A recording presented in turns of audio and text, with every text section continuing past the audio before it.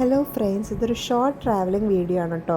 ഞങ്ങൾ കോയമ്പത്തൂർ മാറിയതിന് ശേഷം അമ്മ ഫസ്റ്റ് ടൈമാണ് കോയമ്പത്തൂർ വിസിറ്റ് ചെയ്യാൻ വേണ്ടി വന്നത്. അപ്പോൾ ഞങ്ങൾ ആദ്യം പോയത് ആദിയോഗിക്കാണ്.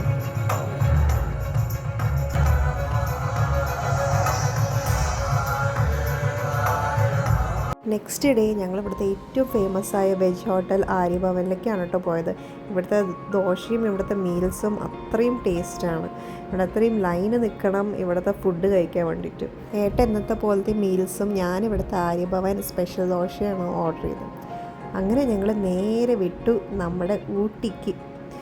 ഊട്ടി എന്ന് പറഞ്ഞാൽ അമ്മയ്ക്ക് അത്രയും ഒരു നൊസ്റ്റാൾജിക് പ്ലേസാണ്. കാരണം നമ്മുടെ ചെറുപ്പം അമ്മ ഊട്ടിയിലായിരുന്നു. മുത്തശ്ശൻ വെല്ലിംഗ്ടൺ എന്ന് പറഞ്ഞ പ്ലേസിലായിരുന്നു ഉണ്ടായിരുന്നത്. രാവിലെ തന്നെ നല്ല മഞ്ഞും നല്ല തണുപ്പായിരുന്നു കേട്ടോ. അപ്പോൾ ഫസ്റ്റ് ഡേത്തെ പ്ലാൻ ഞങ്ങൾക്ക് ഉണ്ടായിരുന്ന കൂണൂർ പോയിട്ട് നമ്മളുടെ ട്രെയിൻ ജേർണി ചെയ്യാമെന്നായിരുന്നു. ഊട്ടിയിൽ വന്ന ട്രെയിൻ യാത്ര ചെയ്യാതിരുന്നാൽ അത് ഏറ്റവും വലിയ ലോസ് അല്ലേ. അങ്ങനെ ഞാനും അമ്മയും കൂടി ഞങ്ങളെ ട്രെയിൻ ജേർണി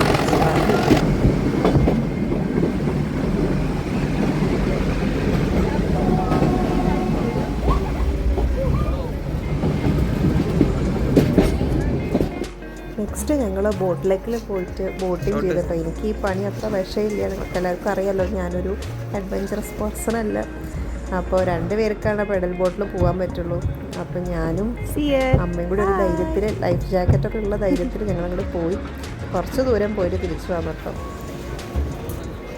നെക്സ്റ്റ് ഞങ്ങൾ പോയത് ബൊട്ടാനിക്കൽ ഗാർഡനിലേക്കാണ്. ബൊട്ടാനിക്കൽ ഗാർഡനിൽ അങ്ങനെ പ്രത്യേകിച്ച് അങ്ങനെ എക്സൈറ്റിങ് തോന്നുന്ന കാര്യങ്ങളൊന്നുമില്ല. പിന്നെ ബോട്ടണി പഠിക്കുന്ന സ്റ്റുഡൻസിനൊക്കെ ആണെങ്കിൽ പിന്നെയും അതിലൊരു ഇൻട്രസ്റ്റ് ഉണ്ടാവും. അങ്ങനെ ഒരു ഗ്രീനറി ആയൊരു പ്ലേസ് നമ്മളൊന്ന് റിലാക്സ് ചെയ്യാൻ വേണ്ടി വരുന്നൊരു സംഭവമെന്ന് മാത്രമേ. അവിടെ പോയിട്ട് കുറച്ച് ഷോപ്പിങ്ങും കാര്യങ്ങളൊക്കെ ചെയ്തു.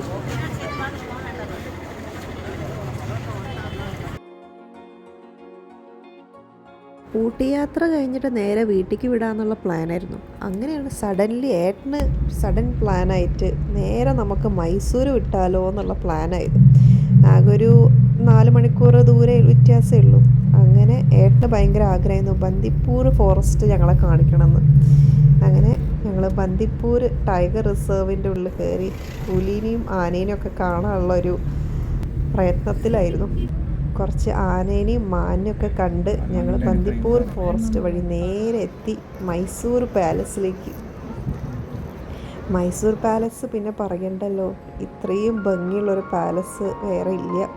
അതിലത്തെ ഓരോ ആർക്കിടെക്ചർ ചെയ്തത് വളരെ മനോഹരമാണ്. ശരിക്കും നമുക്കൊരു ഗൈഡ് ഉണ്ടെങ്കിൽ അവിടുത്തെ എല്ലാ കാര്യങ്ങളും നമുക്ക് മനസ്സിലാകും. പിന്നെ ഗൈഡൊന്നും വെച്ചില്ല, ഞാൻ കണ്ട് നടന്നു. ഈ പുള്ളിക്കാരനാണ് ഈ മൈസൂർ പാലസ് ഉണ്ടാക്കിയത്. ഗൈഡിനെ വെച്ചില്ലെങ്കിലും നമുക്കൊരു അൺപെയ്ഡ് ഗൈഡ് ഉണ്ടായിരുന്നു കേട്ടോ. ഇത് കേട്ട് നോക്കിക്കോളൂ.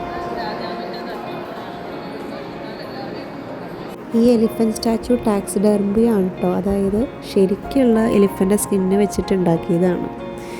അപ്പോൾ ഇതൊക്കെയാണ് നമ്മളുടെ മൈസൂർ വിശേഷങ്ങൾ. നല്ല ഭംഗിയായിരുന്നു രാത്രി കാണാൻ.